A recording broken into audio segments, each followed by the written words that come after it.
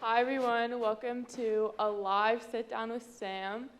Woo! You guys Um, have to cheer. yeah. It's their podcast. There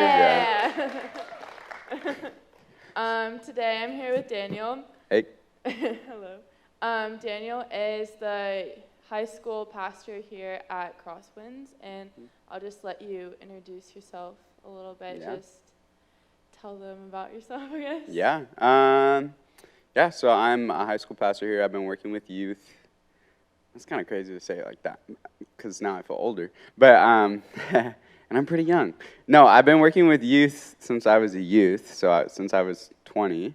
I actually was in college when I was first offered an opportunity to work here at Crosswinds as a high school men's mentor. And at the time, it was very much just like you got a quota of 12 kids to meet with every 2 weeks and spend an hour, 2 hours, 3 hours with them and just talk with them. And yeah, it was an awesome youth pastor who originally saw who I was and my giftedness and noticed that, like, man, this kid, I guess is just really good talking with people. It's like a funny way to put it. But yeah, she extended such a powerful invitation into my life to work with young men. And yeah, I actually decided to stop playing baseball, rejected a bunch of not a bunch, my single scholarship to go play ball from out of JC into a D1 school. And I said that I knew that my gifts as a human being were much better served as someone working in ministry than as someone playing baseball. Because I was like, athleticism is awesome. I'm a great athlete, but it's not going to benefit people the way that me getting to do what I do now will. So it's kind of how I got here, I guess. Yeah. Yeah, that's really cool. So I guess since you work with a lot of like the high schoolers and the Yeah. youth, what's one thing that you really notice about, I guess, how like anxious people are and like how Yeah. mental health is like such a big deal in our community? Totally. Because I know you always talk to me about how you see all these Yeah. kids all the time and they're just struggling and you want to do something to help and Yeah. just, I guess, that story. No. I track with you actually. Um, yeah, I don't know for many people who are really gifted with the ability to function very normally, I would guess, who handle anxiety and stress really normally. I think it's pretty unknown how deeply, deeply people struggle and how many people there are who deeply struggle. I was telling Sam earlier, on a monthly basis, we probably see a consistent group of about 100 to 110 kids here at Epic, or so at Crosswinds Youth Program. And I would say I probably have 20 kids who deal with anxiety on a regular basis. And I would say I have 5, 6 who have severe anxiety and or depression or clinical depression. And as a youth worker and as someone who works with kids and is trying to help them get healthy, it's one of the most devastating things. Because for me, a lot of times it actually reminds me of, like I said this morning, it reminds me of these conversations I had with my brother where there was no sense of logic. There was no sense of reasoning. Those things were out the window. There was a total hopelessness, a despair. And I think for me, one of the things that it makes it so tough and what makes it so obvious is I just think the community can do such a better job. Because I think that in some kind of way, kids knowing that they're supported and they're loved and they're not alone and they're not super abnormal, I think that's like step one. And like, one of the things I struggle with most as someone who works with kids is a generation or 2 generations or multiple generations above them not making space for the news stories. Not fully understanding that maybe it looks different, the way these kids are growing up looks different, and maybe even the way that they handle stress, the way that they handle anxiety, maybe it looks different, but that doesn't mean that it's wrong or it's not real. And that's a tough thing too, because I can only fight so much for a kid, but I can at least bring resources to parents and let them see, hey, this is real, and we have to handle it, and we can. Yeah. I know you mentioned that in the past you kind of like struggled with your brother and Yeah. stuff. Just having experienced that, how does that I guess, help you Yeah. understand what other kids are going through? Totally. Yeah, I think in a large part. So, yeah, my brother right above me, and I would say all this very comfortably because he would own these things too. My brother right above me was diagnosed with bipolar disorder when he was 9. Struggled with depression throughout his life. Made multiple attempts on his own life. When I was young, I would walk in on those things. Saw him multiple times. Saw it at vacations, different stuff like that. And I think for me, being a younger brother of this person, there was like a ton of compassion that began there. There's also a lot of really other complicated stuff that comes along with manic episodes during depression, or excuse me, during bipolar disorder. But for me, as I watched my brother experience just the deep, deep like pain and hurt, and even saw him completely isolated, away from friends, couldn't be understood, isolated himself from his family, felt the regret, felt like the remorse that like, oh, I'm this big problem in my family. I think it just really quickly sobered me up to the idea that pain is so, so real. And people's pain is really different, but also really similar to ours.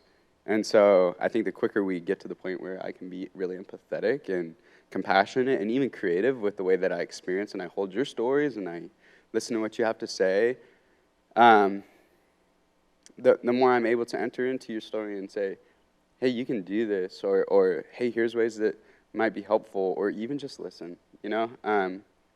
Yeah, and so I think skills I learned out of that was like, I'm always someone who I try and de-escalate.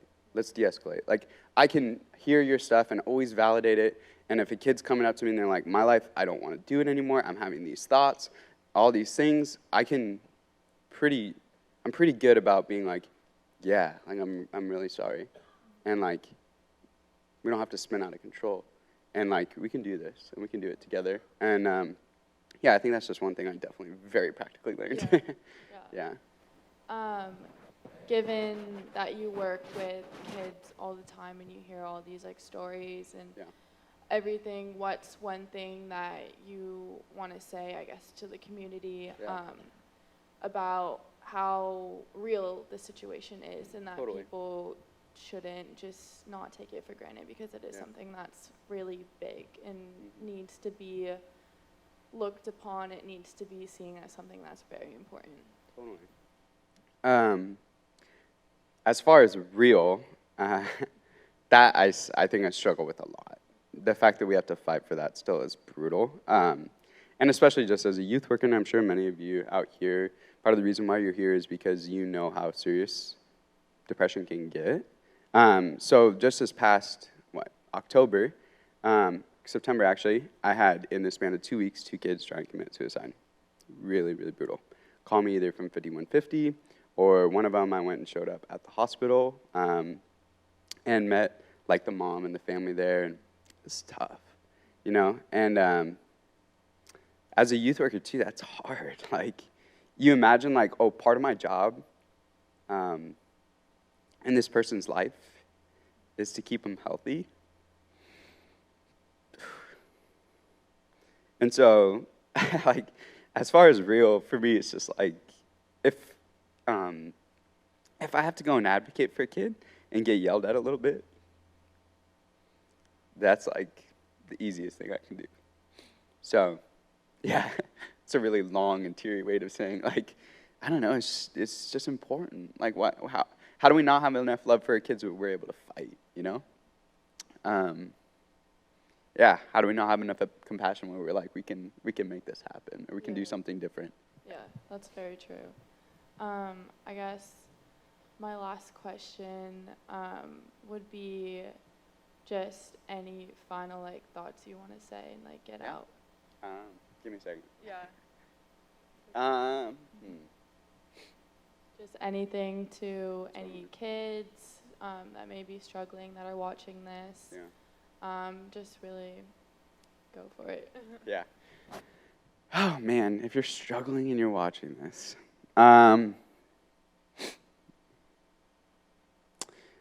definitely want to remind you, you're for sure not alone.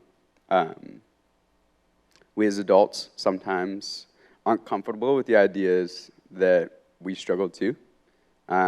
there's kind of a belief that you're going to struggle more if you see that I struggle. And I think that really one of the best things we can give you as people who have either are currently dealing with our depression or anxiety or still struggling, one of the best things we can give you is to say, I'm doing that right now. Like, not when I was your age, but today. Like, I'm just a little bit better at it now. I just handle it a little bit easier. And sometimes I don't, you know? And I often think back, I'm like, why am I so comfortable, like, crying? I'm like, why am I okay with that? For real. And I think back, and I'm like, man, the times when my pops yelled at me, a couple hours later, he was coming to me apologizing and like tearfully saying, I'm so sorry. And with my dad doing that, like, man, I just saw so much strength in that person. And it gave me this big release that, like, me with tears in my eyes and tearful and struggling, like, honestly, I'm still strong. And I can bear through that, for sure. Yeah, I would just say you're very much not alone. And you can get through it. And good news is, at one point, high school is going to end, and you get to go and do something else. Praise God for that. And if your home life is terrible, terrible, terrible, you also have the opportunity of going to work and eventually moving out. And that seems like running, but at the same time, there's hope to be had in that. A new scenario. You don't live there anymore. And I just think fundamentally you are stronger than you think. And the people around you are a lot weaker than you think. You're not that far off. So, yeah. Yeah, thank you so much for being a part of this. Daniel actually was one of the first people that reached out to me when my brother passed away. And I just find like a lot of strength, just you as a person. So thank you for sharing and just being able to share for the people that you help every day, and just seeing them and trying to explain like what big of a situation this is to everyone. So I just thank you so much. And on behalf of ZCares, we got you a gift. Oh, no. What's in here? Oh, I won't tell. Okay. Yeah. Got it. Yeah, but Thank you. thank you so much for Of course. being Thanks for letting me part on. of this. Yeah. Yeah. And thanks to everyone who stayed and was a part of this, and for every part you play. Much love to all of you.